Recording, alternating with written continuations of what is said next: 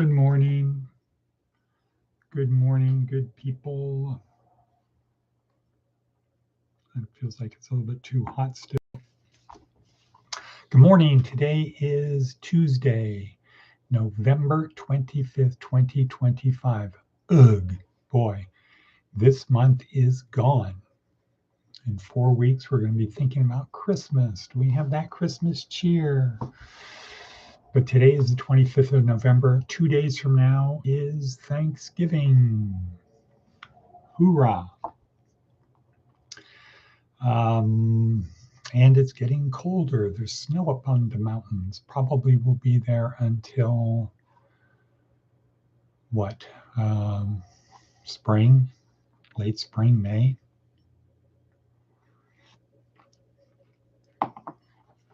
I saw one of those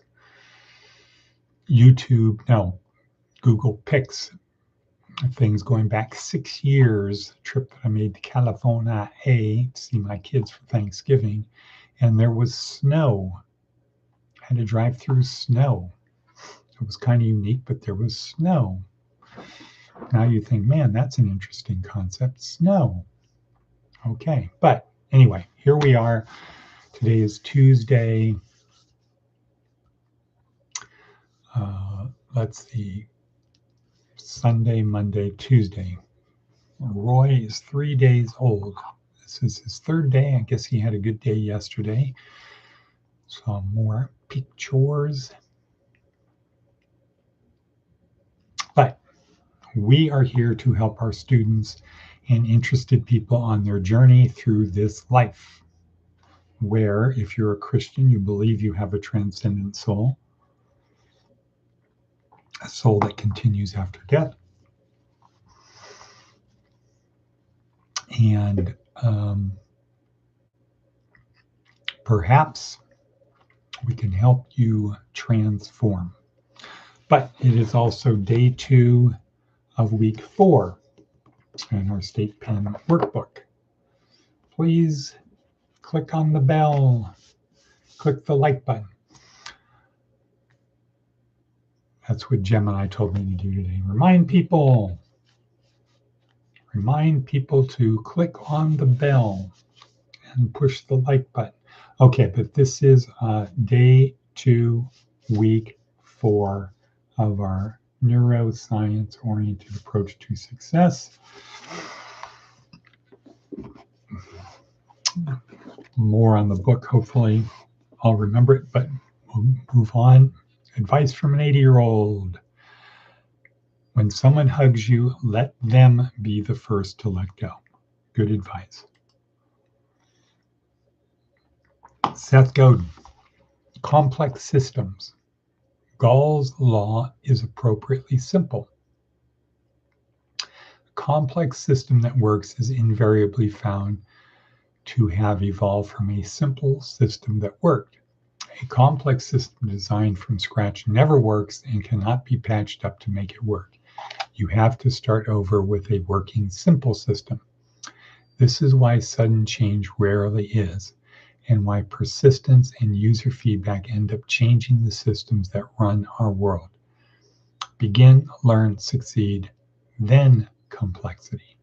Begin, learn, succeed, then complexity. Okay, that's a good one. Gall's law.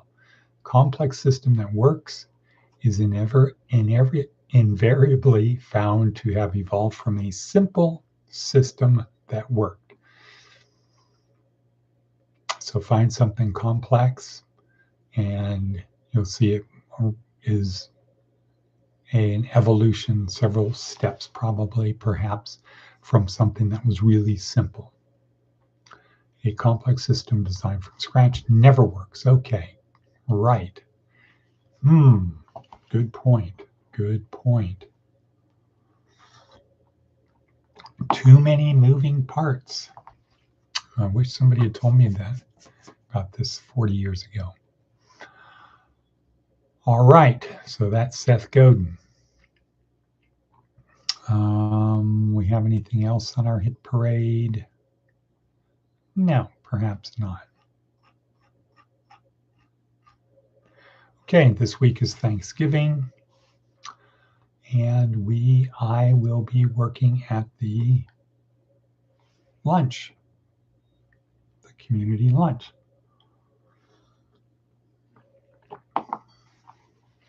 And our people will be going there. We will take them.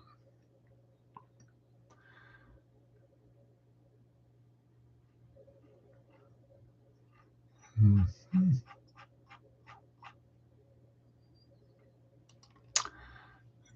Today's TED Talk, Marcus Aurelius. Michael Sugra talking about Marcus Aurelius. Okay, so let's talk about that for a minute. All right, so this is week 4. Week 4 in our neuroscience-oriented approach to success.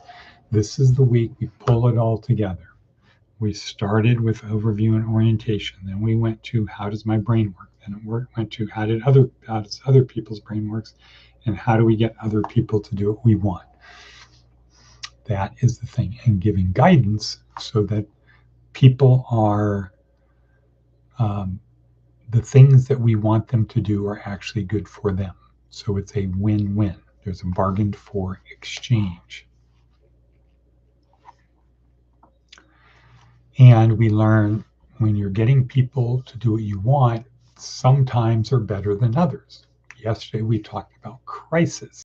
How do you get people to do what you want when there's a crisis going on, when the instinct of people is, I got to take care of myself first. Everyone else is second.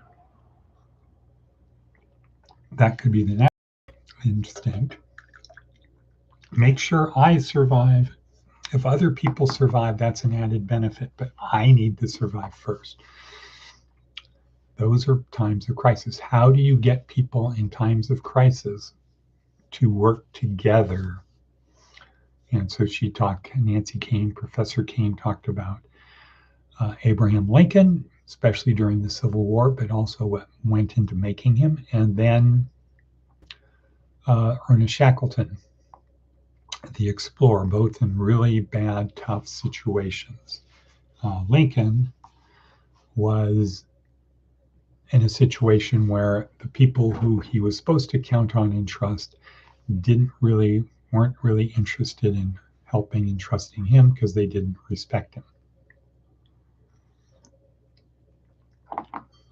He didn't do the things that they did to get to where they got. He didn't go to good schools, didn't have a good education, didn't come from a good family, didn't come from the East. All of the things. He was a kind of a usurper. Okay, so Atticus von Atticus is here. So that was Lincoln, really tough times. And he was in a situation where some people were in favor of the South leaving, and other people said it doesn't matter, let them go. It'd make our lives a lot easier to have to manage. We've got the machines and things in the North, let them deal with the problems in the South. We don't need their problems. And he is driven by an attitude, a commitment that I am not going to be the person my father said I was, unimportant, irrelevant. I'm not going to be that guy. I'm not going to go down in history as the guy who was president when this experiment in Republican democracy failed. I am not going to go along with that. I will do everything I can to prevent that from happening. But I feel like committing suicide, taking the easy way out.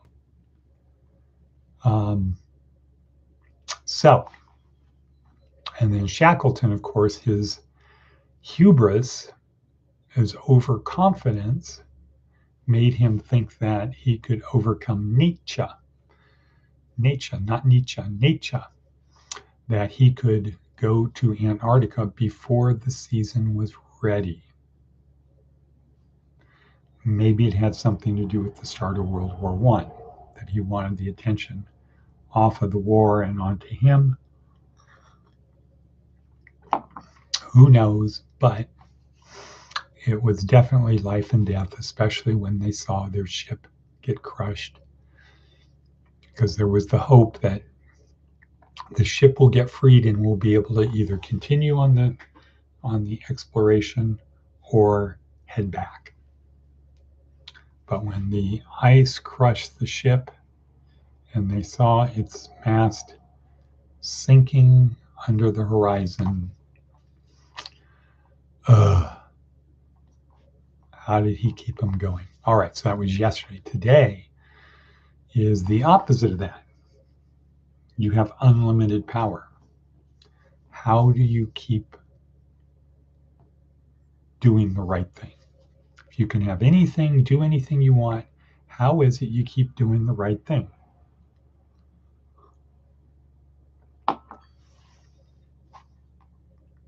And the answer was by looking at Marcus Aurelius. Aurelius, the question could be, is it even possible? If you're like the king of the world, you're the most powerful person in the most powerful country in the world,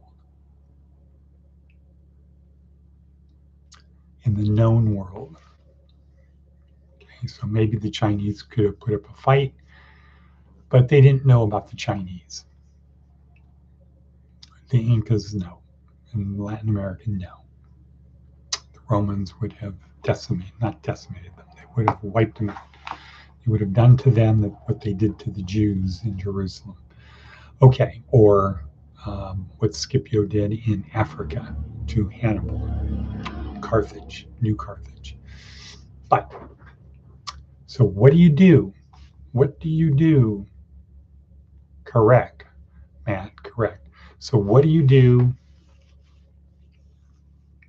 when you're the most powerful person in the world? You can have anything you want. How do you keep doing the right thing?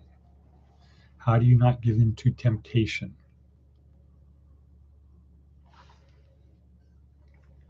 I bet Marcus Aurelius would have had a good time chatting with Viktor Frankl. They probably could have come up with some really good thoughts.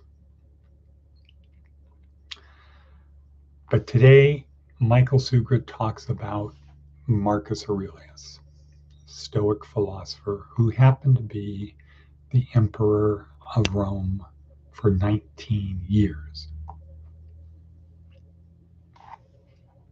How did he keep doing it? Well, he was a Stoic philosopher. And so what he was not afraid of external things he can't control. In fact, first premise of Stoicism, there are things I can control and things I cannot control. I don't let the things I can't control bother me because I can't control them. In other words, what's the point of getting upset about things you don't control? If you're sick, you can't control being sick. You're sick. What you can control is how you respond to it. And so a Stoic would say, do what you can do to get unsick as fast as you can. Do what you can do to get healthy. But don't complain about being sick.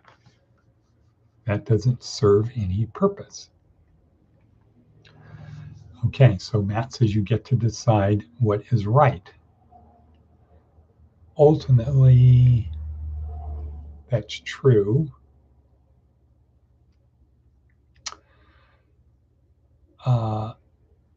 And I guess in an absolute sense, because nobody can force you to decide what is right. So it's up to each person. But the question is, do they actually want to know what's right? To what extent do they want to know? Do people want to know what's right? Are you going to be guided by my internal feelings? Well, if I feel it's right, then it is right. That's going to be my compass. If it feels right, it's right. Well, the problem with that is we can be deceived and controlled by our feelings, right? Now, you could say, well, I'm going to learn from this person. Okay, a mentor, the old school way of doing it. Well, how do you know he's right? If you're learning from Mohammed or Luther or Zwingli or Calvin, we believe they're right, but are they actually right? how much energy, how much work do you want to put into figuring out what is the right thing to do? So Marcus Aurelius studied Stoicism, and Stoicism had some good points. And so the second one would be moral virtue is enough. Guided by moral virtue. Moral virtue is enough. Just do the right thing at the right time, in the right way, for the right reason. If you do that, you're going to be okay. You're going to be okay. If you do that, do the right thing at the right time, in the right way, and for the right reason.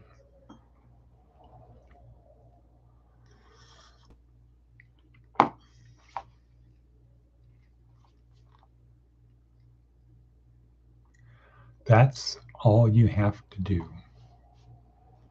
Do those things and everything will be okay. Now, does that pass the categorical imperative test? So the simple version of that would be, if everybody did it, make it a law that everybody has to do it. If everybody did it, would the world be a better place? If everybody was focused on doing the right thing in the right way, at the right time, for the right reason, if everybody was motivated by those things, would the world be a better place? Yeah, but you get back to what is the right thing. And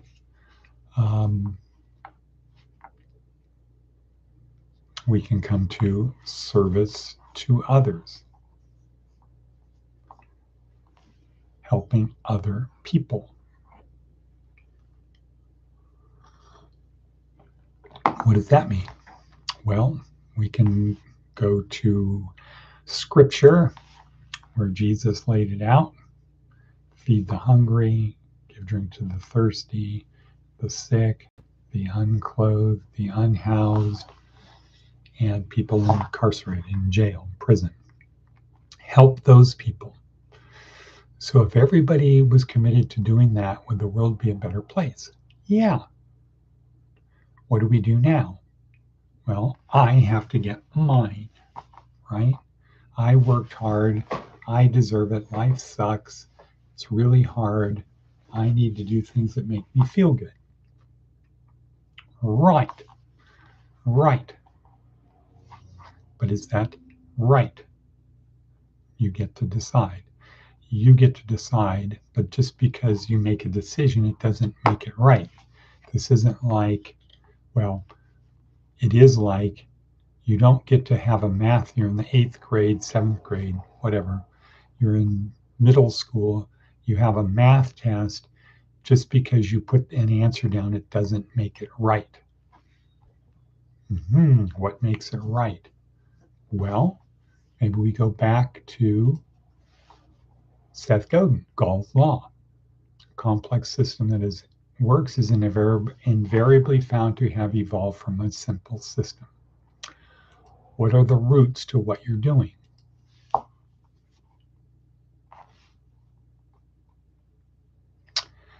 If you start with the golden rule, right? Do unto others as you would have them do unto you. If that's the simple system, can it evolve to more complex things? Yes, it can. Can you come up with a new set of rules and have it work?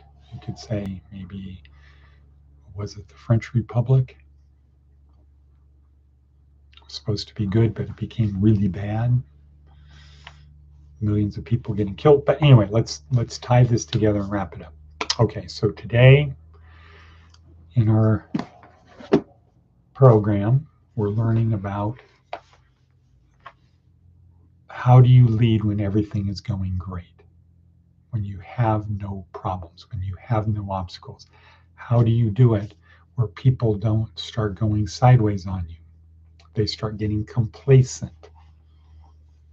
We should have talked more about that. One way is to get, hey guys, this is temporary. The thing is going to change. Si vis pacem parabellum, right? What does that mean? Maticus von Atticus, si vis pacem parabellum. See if Matt is there, if he's still got it. He might be gone. If you want peace, prepare for war. So be ready. If you want that, be ready for the opposite.